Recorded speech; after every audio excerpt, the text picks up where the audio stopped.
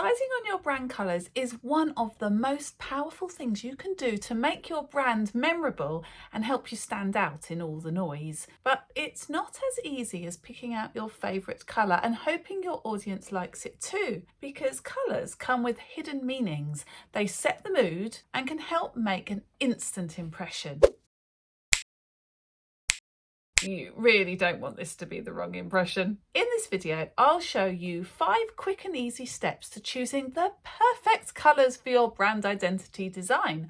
I'm Kat Reynolds and I help small business owners build powerful online brands. For a really useful and powerful colour scheme, you'll need 1 or 2 primary colours plus 3 accent colours. First, you have your primary colours. This colour or couple of colours are the ones that people will really remember you by. The one that is stand out yours. Then you can pick a secondary primary colour that will complement the first one and support creating the right mood. So for example, a dark blue primary colour can seem luxurious when mixed with a gold, or playful when offset with a pink. But then you've got your accent colour. This should be a contrasting colour that will really pop when next to the primaries. And lastly, but not least, you'll need 2 neutral base colours. Let's get started. Step 1, choose your primary colours. This colour or 2 colours will be the most noticeable colours on all of your visuals, your logo, your website, your posts, your advertising. So you want this colour to be instantly recognisable as yours as you start to use it consistently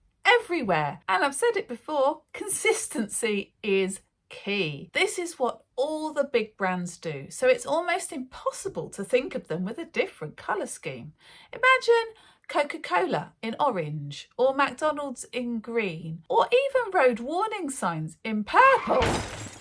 This is powerful stuff. Every colour already has meaning attached to it, and you can use these associations to your advantage. So green is associated with nature, peace, growth. Blue is associated with trust, strength and dependability, and so on. But at this stage, don't worry about the exact colour you're picking off this list. Just pick one that's relevant to your business and what you offer. We're going to experiment with shades of these colours and tints in the next step. Don't overthink it. Got it? Good. Now it's time to create your colour palette. We're going to use a fun little colour palette generator, coolers.co. Shimmy on down to the link in the description. So when you get to the website, click the Start the Generator button and then hit spacebar until you see that primary colour you picked in step 1. My imaginary brand today is creative and friendly, so I'm looking for a nice warm purpley colour. When you see it, drag it to your number 1 spot. We can then click on the hex code, the 6-figure code at the bottom, and select CMYK at the bottom of the list to give us more control. Have a play, and when you've got something that just feels right, click the padlock to lock it in place. You can experiment here with tints and hues, darks and lights to just get it just right, to make it warm, make it colder. Step 2, let's find your main complementary colour. Click on that spacebar again to find a colour that sits next to the primary colour. I like to have 2 different strong colours to play with, but you may like another similar hue to your first colour to set it off nicely. Pick what feels right and lock it in. Step 3, choose your accent colour.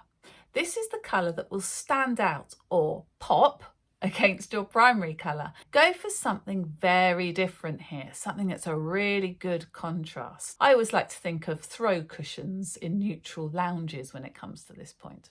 And when you found it, lock it in. Step 4, your neutral colours. These colours are often overlooked against the standout brand colours, but can really draw your visual brand together. They're perfect for base colours, backgrounds, subtle patterns, just sitting behind text on your website. They're really useful colours to have. I love to copy the hex code of the main colour, or the main couple of colours, and pop it into the new column. And then I choose a lighter tint. Step 5, save your colours. Hooray! You have a colour palette. But that's no good if you don't know how to use it all consistently for all of your branding. You'll need to record these 6-figure codes. They're called hex codes for each of your colours. They're easy to copy and paste from coolers.co into apps like Canva or use on your website. So it's super important to have them to hand for all of your marketing visuals. So what do we do next? We need to create a handy little style guide to make sure that you're using the power of your brand colours everywhere and you have those hex codes to hand, which is exactly what I cover in this next little video, how to create your style guide.